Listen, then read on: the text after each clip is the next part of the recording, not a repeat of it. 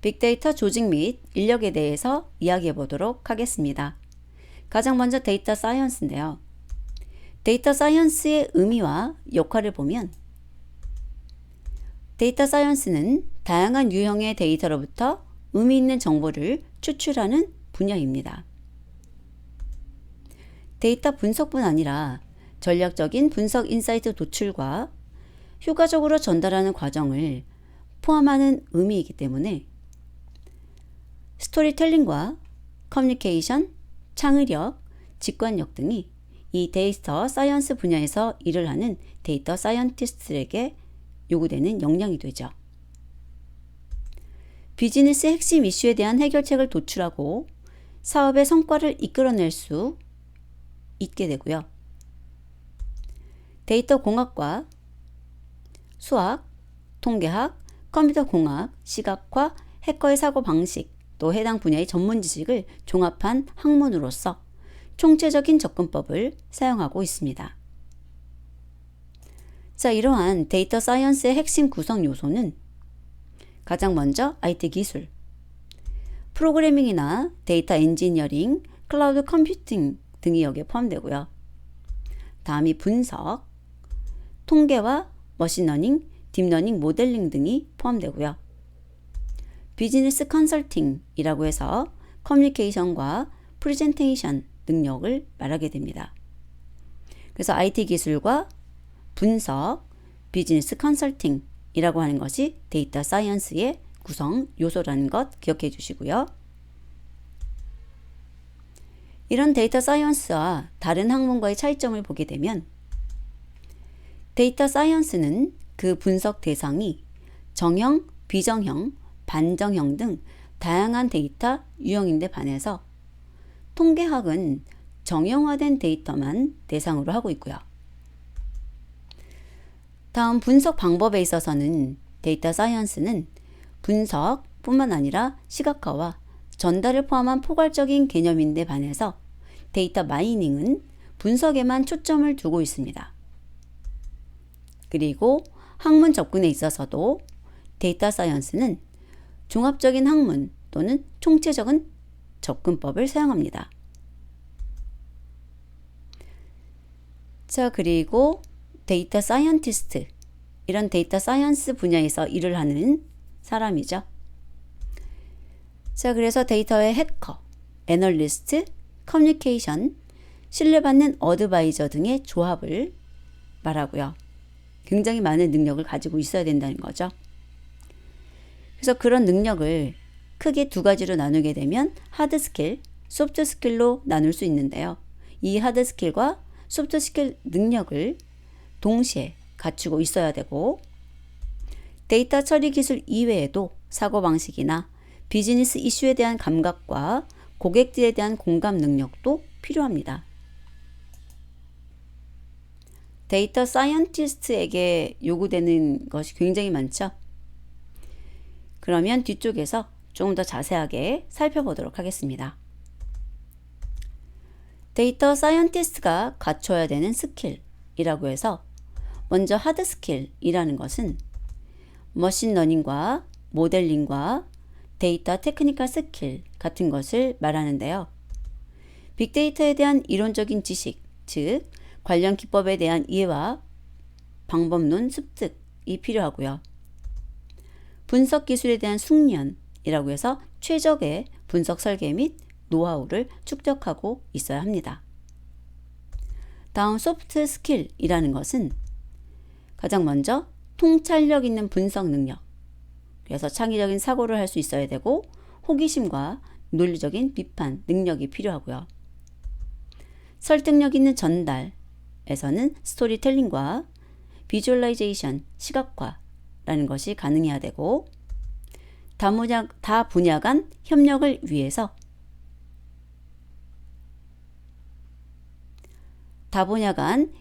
위해서 커뮤니케이션 능력도 갖추어야 합니다.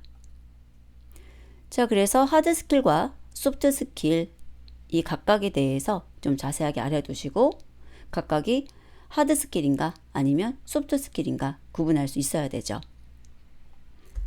그리고 이러한 데이터 사이언티스트의 역량에 대해서 좀 더 이야기를 해보면, 가트너가 본 데이터 사이언티스트의 역량은 데이터 관리와 분석 모델링과 비즈니스 분석과 소프트 스킬이에요. 여기에는 하드 스킬이라는 단어가 없죠. 데이터 관리, 분석 모델링, 비즈니스 분석, 그리고 소프트 스킬입니다. 그리고 비즈니스 문제를 새롭게 정의하고 그것을 풀 수 있는 문제로 변환하는 능력이 요구되고요. 풀 수 있는 문제로 변환한 비즈니스 문제를 IT 및 소프트웨어 역량을 활용해서 체계적이고 자동적으로 분석 및 해결하는 능력을 갖추고 있어야 되고요. IT 및 소프트웨어 역량을 활용해서 비즈니스 문제 해결을 위한 데이터 수집과 분석, 가공 단계와 프로세스를 설계하고 구현하는 능력이 요구됩니다. 데이터 사이언티스트가 효과적 분석 모델 개발을 위해 고려해야 되는 사항을 살펴보면, 분석 모델이 예측할 수 없는 위험을 살피기 위해서 현실 세계를 돌아보고 분석을 경험과 세상에 대한 통찰력과 함께 활용해야 된다는 것, 가정들과 현실의 불일치에 대해서 끊임없이 고찰하고 모델의 능력에 대해서 항상 의구심을 가져야 되고요. 분석의 객관성에 의문을 제기하고 분석 모델에 포함된 가정과 해석의 개입 등의 한계를 고려해야 됩니다. 그냥 모델링만 잘하는 게 아니라 굉장히 많은 것들을 고려해야 되죠. 위험이라던가 또는 이런 불일치에 대한 문제, 모델의 능력에 대해서 의구심을 갖고 분석의 객관성에 대해서 의문을 제기하고 분석 모델에 포함된 가정들과 해석의 개입 등의 한계점을 고려해야 된다는 것 꼭 기억해 주시고요. 하지만 모델 범위 바깥의 요인들은 판단하는 데 사용하지 않는다는 것도 같이 알아두세요. 예전에 이제 ADSP에서 문제가 났을 때 이러한 보기들과 함께 같이 나왔던 이야기입니다. 데이터 사이언티스트가 다룰 수 있는 6가지 핵심 질문을 살펴보게 되면, 크게 정보와 통찰력으로 나누어서 과거, 현재, 미래에 대한 질문입니다. 정보를 보게 되면 무슨 일이 일어났는가, 무슨 일이 일어나고 있는가, 무슨 일이 일어날 것인가 라고 해서, 무슨 일이 일어났는가에 대해서는 리포팅, 보고서 작성이 있을 수 있고, 무슨 일이 일어나고 있는가에 대해서는 경고, 또 무슨 일이 일어날 것인가는 추출입니다.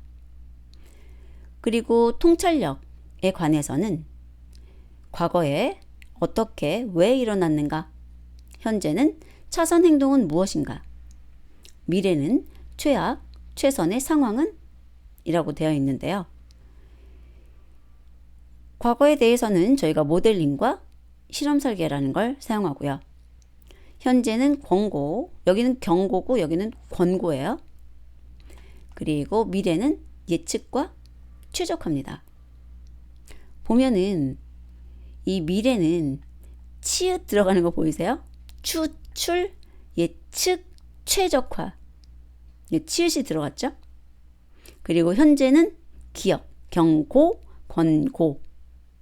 기억 계속 들어갔죠? 경고, 권고 해서.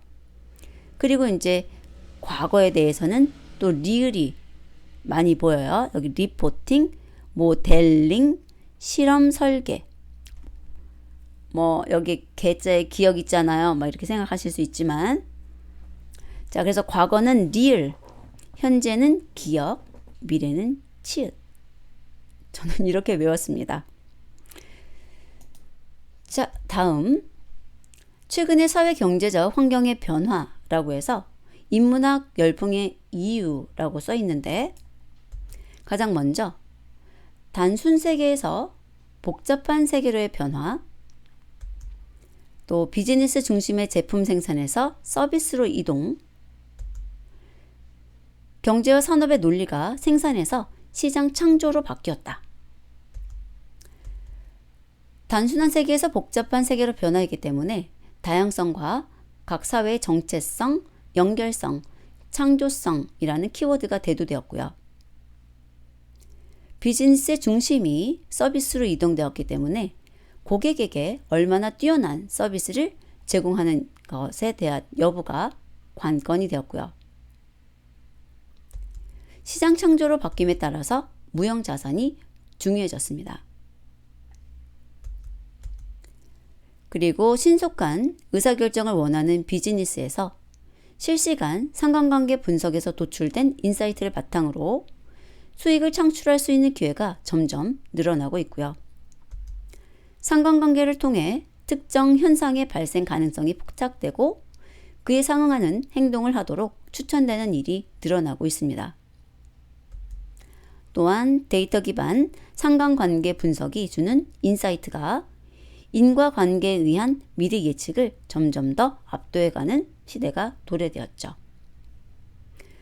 자, 그래서 이쪽에 보시게 되면 이제는 그냥 어떤 IT 기술만의 일이 아니라 IT 기술과 또 인문학에 대한 어떤 지식 이런 것들이 같이 요구된다는 것이에요.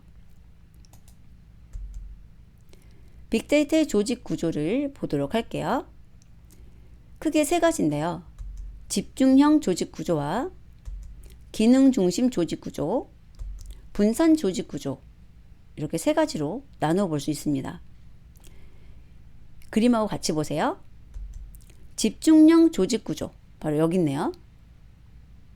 자, 여기에서는 조직 내에 별도 독립적인 분석 전담 조직이 구성됩니다.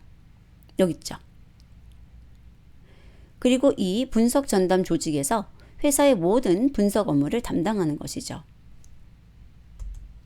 전사 분석 과제의 전략적 중요도에 따라 우선순위를 정해 추진할 수 있고 일부 협업 부서와 분석 업무가 중복 또는 이원화될 가능성이 있다는 단점이 있습니다.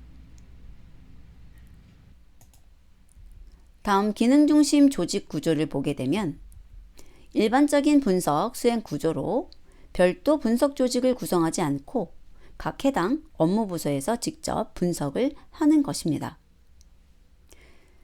자, 이렇게 별도의 분석 조직이었기 때문에 전사적인 관점에서 핵심 분석이 어렵다는 단점이 있고요.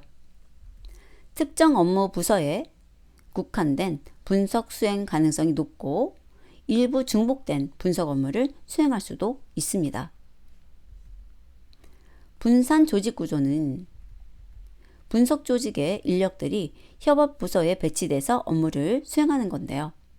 여기 보시면 분석 전담 조직에서 인력들을 협업 부서에 배치하는 그림이에요. 이런 경우 전사 차원에서 분석 과제 우선순위를 선정해 수행이 가능하고 또 그 분석 결과를 신속하게 실무 적용을 할 수 있다는 것이 장점입니다. 하지만 역시 부서의 분석 업무와 역할 분담을 명확히 해야 합니다.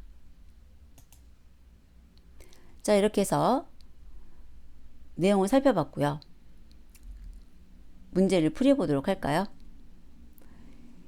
일반적인 데이터 분석가와 비교해서 데이터 사이언티스트의 역량에 해당하지 않는 것은 자, 데이터 사이언티스트의 역량 굉장히 많이 요구됐죠? 보면 비즈니스 문제를 새롭게 정의하고 그것을 풀 수 있는 문제로 변환하는 능력이 필요하고 풀 수 있는 문제로 변환한 비즈니스 문제를 IT 및 소프트웨어 역량을 활용해서 체계적이고 자동적으로 분석과 해결하는 능력이 요구되었고요. 세 번째 보면 데이터 가공 과정을 소프트웨어를 활용해 자동적으로 구현하고 필요한 데이터를 만들기 위한 시스템을 개발하는 능력이라고 했는데 이러한 시스템까지 개발하는 능력을 갖추는 것은 너무 많은 역량을 요구하는 거죠. 답은 3번인데요. 데이터 가공 과정을 소프트웨어를 활용해 자동으로 구현하고 필요한 데이터를 만들기 위한 시스템을 개발하는 능력은 소프트웨어 개발 엔지니어의 역량입니다. 자, 마저 볼게요. IT 및 소프트웨어 역량을 활용해서 비즈니스 문제 해결을 위한 데이터 수집, 분석 및 가공 단계와 프로세스를 설계하고 구현하는 능력이 요구됩니다. 자, 그래서 데이터 사이언티스트의 역량에 대해서도 이 문제를 좀 읽어가면서 이해해 주시기 바랍니다. 다음 시간에 뵙도록 하겠습니다.